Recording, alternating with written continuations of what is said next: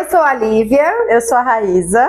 E esse é o nosso Pode Psi, o nosso podcast sobre saúde mental.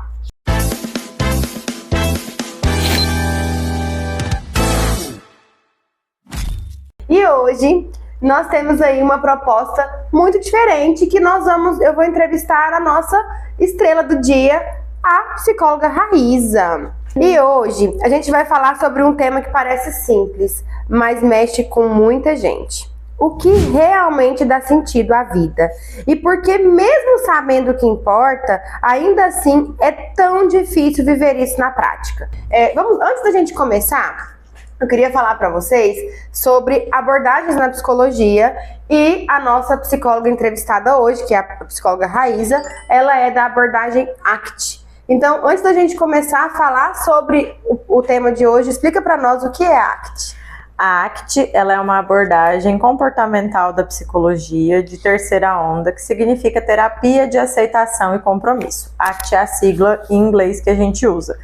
E é uma abordagem onde a gente vai abordar muito a flexibilidade psicológica, propósito, significado, valores, assim como sentimentos, comportamentos e pensamentos, como lidar com isso de uma forma melhor, lidando mais com a questão da aceitação, sem brigar tanto com as coisas como elas são, né? Aceitar de uma forma que não seja uma resignação, não é um aceita que dói menos. É um aceita para você viver a vida que você quer viver, para você viver a vida que é importante para você. E se comprometa, né? Tem um compromisso. Isso. E aí tem uma semelhança muito legal com a Gestalt, que a gente sempre conversa, que é o estar presente, é o estar aqui e agora. A gente usa muito isso. A gente leva em consideração tudo que aconteceu na vida da pessoa, porque a gente entende que tudo que aconteceu na vida da pessoa trouxe ela para esse momento. Mas a gente não fica lá no passado remoendo as coisas, a gente lida com o aqui e agora. Então, como isso impacta a sua vida aqui e agora, o que você vai fazer com isso aqui e agora? Muito bacana. Vamos falar de valores, propósito, sofrimento e como a ACT enxerga tudo isso. E para começar, quando você fala de vida significativa, na clínica, Raíza, do que a gente está falando? A gente tem que ter um cuidado aqui, porque a gente romantizou muito essa coisa de ter um propósito de vida, como se fosse uma coisa muito grandiosa, muito romântica mesmo, e não é bem assim na prática, né? Não é nada tão épico assim. Na prática é bem mais simples, mas também é bem mais difícil, porque simples não quer dizer fácil, né? Simples só quer dizer que não é tão complexo assim. Mas é a gente entender o que significa para você, o que é importante para você, o que é significativo para você. E isso vai te levar a ter uma vida que não é perfeita, mas que é coerente com o que é importante para você. E é isso que a gente busca na clínica quando a gente pergunta assim para o paciente, o que é valoroso para você, quais são os seus valores. A gente está tentando encontrar se ele está vivendo a vida dele com coerência, porque quando a gente vive sem coerência, a gente sofre. A gente sofre por estar sendo incoerente com nós mesmos, né? E a gente escuta muito, né? Assim, eu quero uma vida com propósito, eu quero uma vida, quero ter um propósito na vida. E isso virou quase uma frase clichê, uma frase pronta. Então conta pra gente, né? O que as pessoas normalmente acham que é propósito e como é que a ACT entende isso? Então, as pessoas acham que propósito é uma coisa grandiosa, né? Então, vamos pensar, não sei, na Madre Teresa de Calcutá. O propósito da vida dela foi aquele propósito, né, de doação e tudo, e as pessoas acham que o propósito de vida tem que ser uma coisa grandiosa, uma doação grandiosa, ou algo que vai preencher a sua vida num todo, assim. E não é bem isso. Cada pessoa tem um propósito que é ligado aos seus valores, e a gente tem que olhar para isso pela simplicidade que ele tem. Então, eu gosto de dar os meus exemplos, né? Assim eu não exponho ninguém. Qual que é o meu propósito de vida que eu enxergo hoje? Que para mim é muito importante, para mim é muito significativo. Ajudar pessoas. E isso vai abranger os meus pacientes, vai abranger os meus amigos, vai abranger os meus alunos. ajudar pessoas. Sempre que eu estou ajudando pessoas, eu sinto que eu estou vivendo o meu propósito. E isso, por mais que me deixe muitas vezes cansada ou chateada por não conseguir fazer tanto quanto eu gostaria, ainda assim me preenche num lugar muito importante. Então é entender que cada pessoa vai ter um propósito, mas não necessariamente um único propósito e não necessariamente algo tão, nossa senhora, olha o propósito de vida daquela pessoa. É bem assim. E nem sempre tem que ser a longo prazo. Não. Pode ser meu propósito de hoje, meu propósito de hoje não, assim, meu propósito de agora, desse momento, da minha vida, eles mudam? Como é que funciona isso? Não, o propósito em si não muda. Aí talvez a gente confunda um pouco valores, propósito com metas e objetivos, né? Metas e objetivos mudam. O propósito é o que te mantém. Então você pode ter a meta, por exemplo, eu posso ter a meta agora de atender 20 pacientes na clínica, sendo desses 25 por valor social. Por exemplo, é uma meta que eu tenho para agora que me ajuda a cumprir o meu propósito. Entendi. Ok. E você acha que hoje as pessoas estão mais conectadas com o que importa ou mais perdidas? Eu não sei se as pessoas estão perdidas ou se as pessoas estão distraídas. Acho que elas estão deixando passar o que importa para elas, sabe? É tanta comparação, é tanta gente dizendo se importa com isso, você tem que fazer isso desse jeito, que a gente parou de pensar como eu quero fazer isso, como seria bom para mim fazer isso. Eu quero fazer assim porque o fulano de tal falou que eu tenho que fazer dessa forma, que eu tenho que falar dessa forma, que eu tenho que... Mas e como eu quero fazer? Como que eu gostaria de passar essa mensagem? Parece que não tem mais, sabe? E aí, assim, se importe com o quê? Com sucesso, com produtividade, com dinheiro. Essas coisas são importantes, não estou dizendo que não são, não serei hipócrita. Mas será que elas são tão importantes quanto a gente está colocando nessa importância? Eu acho que são questionamentos que a gente tem que se fazer. Isso realmente importa para mim? Ou me ensinaram que isso deveria importar e eu nunca questionei? Acho que são coisas mais de uma distração mesmo, sabe? Entendi. E você percebe uma diferença entre viver e se sentir bem? Ah, com certeza. Para viver basta estar vivo, né? Então a gente não precisa fazer muito esforço para isso. Agora, se sentir bem com você mesmo, com a vida que você está levando, é um outro patamar, assim, que vai além do estar vivo. Então, estar vivo, fazer as coisas que tem que fazer, ter uma rotina regradinha, tarará, ajuda. Mas não é o que vai trazer o verdadeiro significado para você. Então, você tem que entender se os movimentos que você tem feito na sua vida pessoal, na sua vida profissional, eles vão te levar a algo valoroso, significativo, que tem a ver com o seu propósito. Na ACT, né, você falou muito sobre valores, né, e assim, acho que na ACT essa palavra aparece muito. Sim. E muita gente às vezes não entende, não sabe o que essa palavra valor significa nesse processo, né? Explica para nós de maneira prática, né, o que seriam os valores.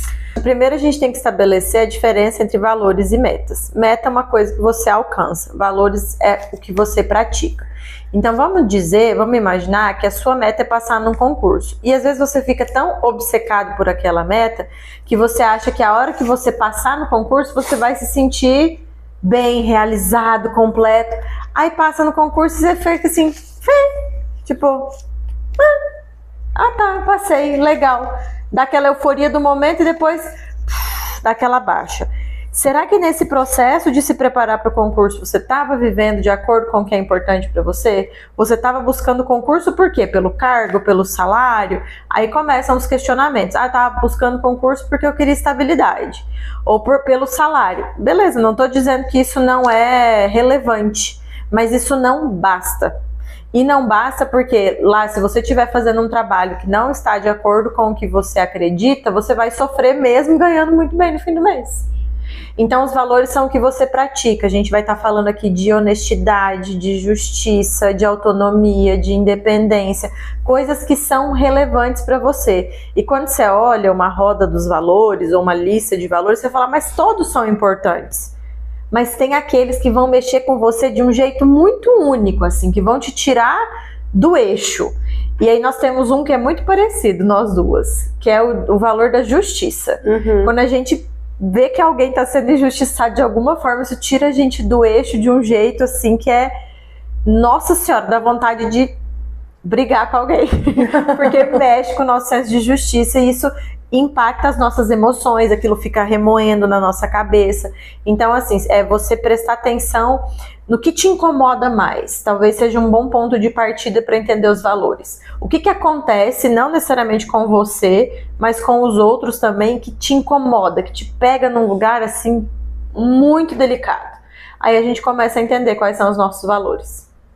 Muito bem, então valor não é algo que a gente alcança, é algo que a gente vive. É algo que a gente vive. Então, e falando em viver, né, acho que as pessoas, a gente tem lidado muito com a dificuldade que as pessoas têm de lidar com o que dói. Sim. E por que a gente evita tanto a dor? A gente evita tanto sentir? Porque é inconveniente, porque é desagradável, porque incomoda. E aí a gente aprende desde muito cedo a fugir disso, né? E a gente replica isso. Hoje a gente está vendo uma geração que vem querendo entender mais suas emoções, né? Mas assim, um dos trabalhos que eu mais faço na clínica é ensinar a pessoa sobre as emoções dela, que não sabem dizer o que estão sentindo, só sabem que é ruim. Ah, eu não vou chorar porque chorar é ruim, eu não vou ficar, não me permito ficar triste. Quando eu fico triste, eu já levanto e vou fazer outra coisa. Por que, gente? Fica triste. Qual que é o problema de ficar triste? As pessoas têm medo daquela emoção vir e nunca mais ir embora. Da emoção querer ficar ali para sempre. E não fica, gente. A emoção, ela tem um propósito. Ela vem, ela te traz a mensagem que ela tem que te trazer, você sente ela ali e ela vai embora. Essa é a função da emoção, né? Então, assim, ninguém pensa, quero sentir tristeza, quero sentir ansiedade. Nossa, que delícia, eu vou sentir ansiedade. Não, ninguém pensa isso, mas você sente mesmo sem querer. Então, se é uma coisa que você não tem como se livrar, o que você vai fazer com isso? Você vai ter que aprender a lidar, vai ter que aprender a conviver, tem coisa. E qual que é o custo emocional dessa tentativa de tentar controlar tudo o tempo todo, inclusive as emoções? A ansiedade, né? A ansiedade é a primeira coisa que é esse custo. E um desgaste mental e emocional muito grande, porque da mesma forma que você quer sentir prazer, alegria, você vai sentir tristeza e ansiedade mesmo sem querer. Então entender que uma não existe sem a outra, eu acho que é uma coisa muito importante. Elas não são opostas, mas uma não existe sem a outra. A alegria não existe sem a tristeza, o medo não existe sem a segurança. Essas emoções, elas só existem porque a outra existe.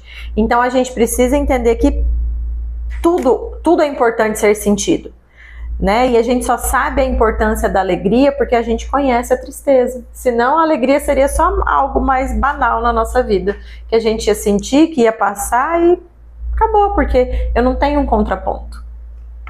Você falou sobre a ansiedade, eu acredito que esse seja uma das coisas que deva aparecer muito para você na clínica, né? Então conta pra gente, quais são os obstáculos mais comuns que você vive na clínica? É as pessoas querendo evitar ou fugir a qualquer custo das emoções. Eu acho que é um trabalho que eu faço repetidamente com a maioria das pessoas que vêm, porque as pessoas têm medo de sentir. Aí elas ficam tentando segurar, tentando se privar daquele sentimento, e isso faz com que o sentimento cresça cada vez mais. E eu gosto de usar algumas metáforas que é assim, imagina que você tem uma mensagem muito importante para passar para alguém da sua vida. E você precisa dar aquela mensagem para aquela pessoa, mas aquela pessoa se recusa a te ouvir. Toda vez que você vai lá e fala assim, Lívia, deixa eu te falar um negócio. Não, agora não tem tempo não, e sai. Eu te mando um áudio dizendo, não vou escutar não, sai. Toda hora. Em algum momento, o que eu vou ter que fazer se é uma mensagem muito importante? Eu vou ter que te segurar e gritar para você me ouvir. Eu preciso que você me escute. E é isso que as emoções fazem. Aí vem crises de choro, aí vem crises de ansiedade, porque a emoção tá ali tentando te passar uma mensagem e você não tá querendo ouvir. E outra coisa que eu gosto sempre de falar para as pessoas é assim, quem tem que estar no controle é você. No controle das suas decisões. Quando você ignora uma emoção, querendo ou não, você tá pondo ela no volante. Você tá pondo ela ali. Então, as nossas emoções, elas têm que ser assim. Você tá dirigindo um carro, as emoções são as crianças que estão no banco de trás. As crianças podem dirigir? Não. Elas têm permissão para isso? Não. Elas sabem dirigir? Não. Mas elas podem falar. E elas falam pra caramba. E elas fazem um barulho danado. E o seu trabalho é filtrar. O que essa criança tá dizendo? O que essas emoções estão dizendo? O que cabe para mim? O que não cabe? Fazer ela se sentir ouvida, validada. Oi, tudo bem? Te ouvi, muito obrigada pela informação. Vou fazer o que eu achar que eu devo fazer. Porque senão, quando você vê, você tá no banco de trás e a ansiedade tá dirigindo. E ela não sabe dirigir.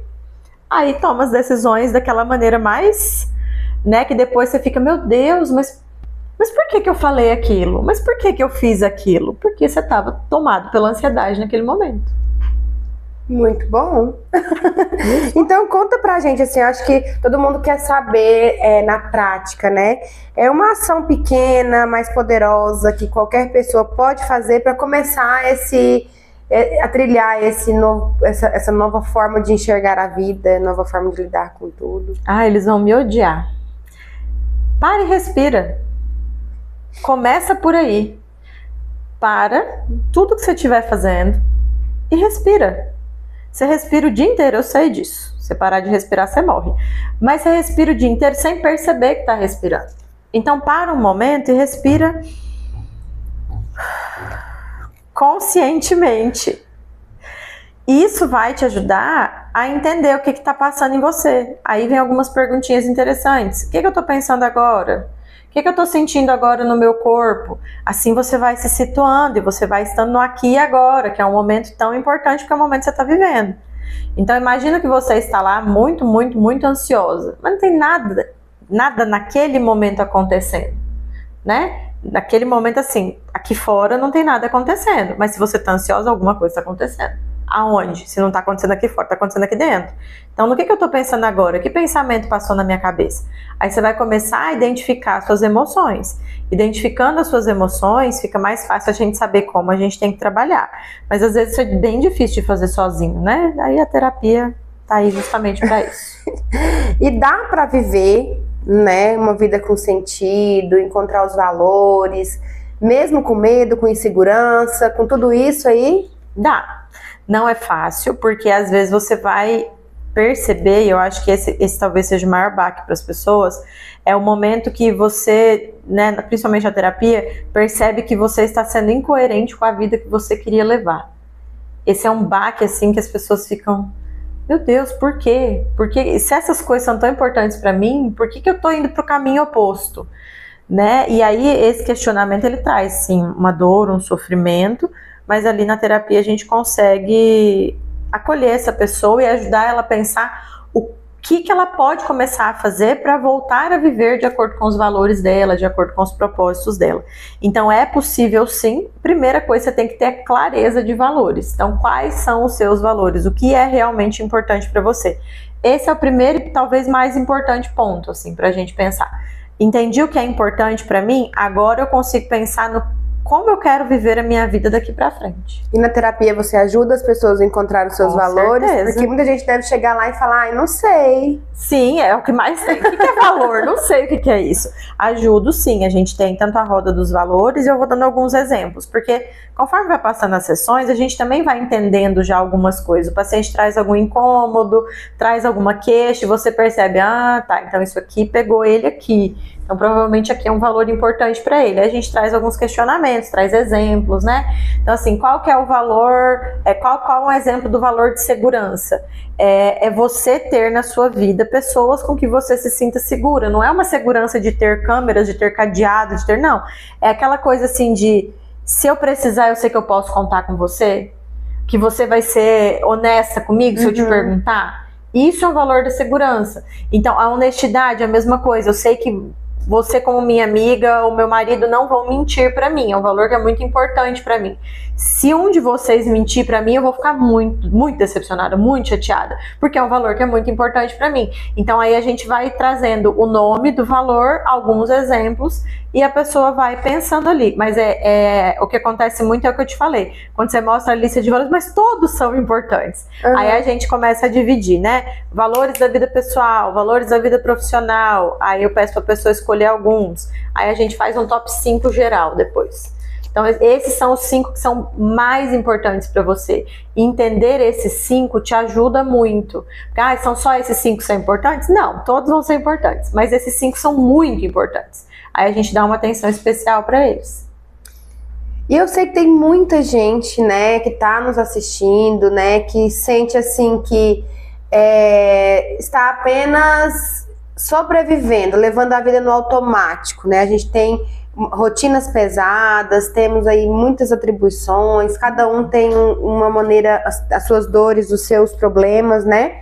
O que você diria, né, para essas pessoas que sentem isso e que estão esperando, às vezes, algum momento para começar a terapia ou para começar a pensar? Qual que é a dica da psi para essas pessoas que estão nesse momento da vida, que às vezes acham que nem estão sofrendo? Isso eu acho que é o mais... Pensam assim, não, eu tô bem, tô tranquila, enquanto a máquina tá funcionando, ela tá ali, né? Exatamente, aqui custa até fundir o motor, né?